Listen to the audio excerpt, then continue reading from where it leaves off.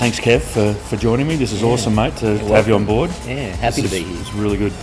So what, from a small business point of view, maybe someone looking at starting a small business and have concerns and whatnot, how can you, as a person and as a business, how can you give them some kind of support, guidance or clarity around moving into that space, something that, that might be very new? How can you help them? Great question. I think one of the most important things, it sounds simple, but to have a real clarity about who you are, what your vision is, what you're trying to do.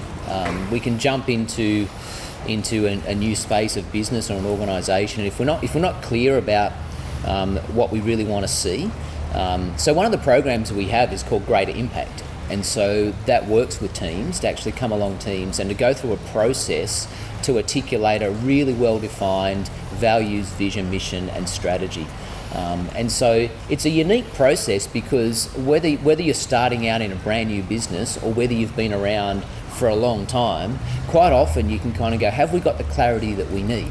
Like I'll even ask businesses, or organisations, tell me about your vision, and what's your vision statement, what's your mission statement, and some of the most common answers we've done some work on that a few years ago. Where is it? It's in that drawer over there. Can someone go and grab it? Have we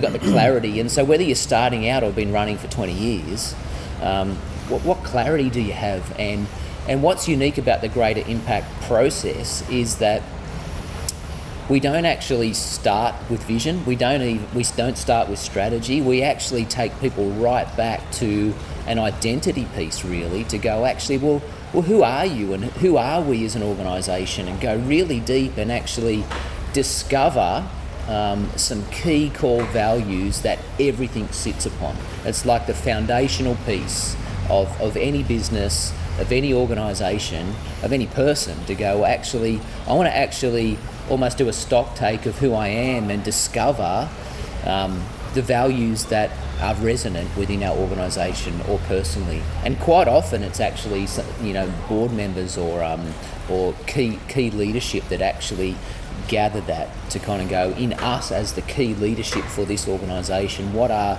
our key core values when we think about what we want to do? And so it's an interesting process because we start there, and I don't know of any other processes that I'm aware of anyway that starts there, and from there we want to pull out a vision. Well, from that place of identity and who we are, what is it we want to see? What's the vision that we have? And once we've got clarity around who we are and what we want to see, like our values and our vision, then we start and work on, okay, well, what's our mission? What do we want to do with that? So what do we need to do day in, day out to see that vision become a reality? And once we've got clarity on that, then we'll start talking about strategy. That's where strategy comes into play. Yeah. And what's interesting, like that, it's such a privilege to work with people or teams. Yeah. So, but most teams, if not every team, I think we've worked with, would approach us because something's not quite working well, and so they want to we want to have greater impact. We want to move to a new level.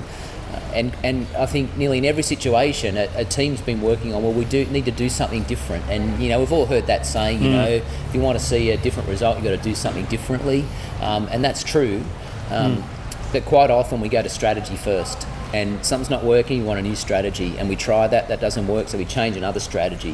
Where we actually like to go, time out, let's just gather, go through a process and go right back to identity first and go, well, who are we? Have we got the clarity there? It's like the under the surface foundational stuff. We want that in place, and then talk about vision, mission, and then we finally get to strategy. And I tell you what, when strategy is actually aligned to every aspect of your organisation, with your values, vision, mission, and then strategy's aligned, powerful. And you can still change strategy, that's fine, but the organisations that we've worked with through a process like that, thinking about them, I think everyone would have seen fruit that's lasted from that. For a long period of time. Interesting stuff. So we tend to, when things start to go wrong, for example, if you are in a small business or even just in life in general, I mean, we tend to just keep doing more of we work harder at something that's not working, don't we? That's right. We do more of that. It seems to be, it's all we kind of know because that's what we're used to doing. We're just focusing, putting heaps of energy into that. Yeah. So you've really got to, as you're saying, take time out. Yeah, that's right. It's like time out, and so some of the mentoring and coaching that we do, one-on-one with different people, with leaders, or like people often say to me, Kev, what if someone wants to come and see you at New Heights? What do you need? So all you need is a desire to grow. That's it. Yeah, right. Yeah. Awesome. So we can even help build desire, but there needs to be some kind of desire to go, yeah, if I just want to be in growth mode. And so do that. Yeah, so some of the coaching and mentoring is part of that. Time out, take some time out, let's kind of look at what's going on and actually journey through some of that deeper stuff, into identity and clarity around vision. And then the beautiful thing about mentoring and coaching, it provides a natural form of accountability. So, I'll never make a decision for anybody. That's up to everyone to make their own decisions about what they want to do, but I'll help them get to a point of decisions and have very clear actions about what they want to do. And then there's this beautiful accountability, how'd you go with that, Dave? The next time we meet. What's interesting, I've noticed with us as people, we get very good at seeing where we don't do things well.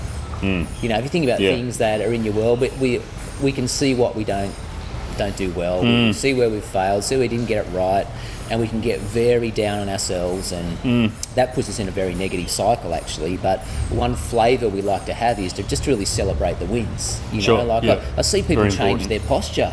They might walk into a coaching session and go, I didn't do that. Tell me what you have done.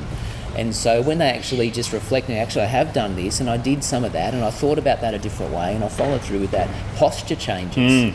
I tell you what, posture is a key aspect to our leadership. Right. Yep. It's a non-verbal piece that if we can have a posture that says, actually, I'm in growth mode, I'm intentional about what I'm doing, I'm creating a healthy zone in here as in who I am, that can change our posture. That's a powerful part of just the way we lead ourselves.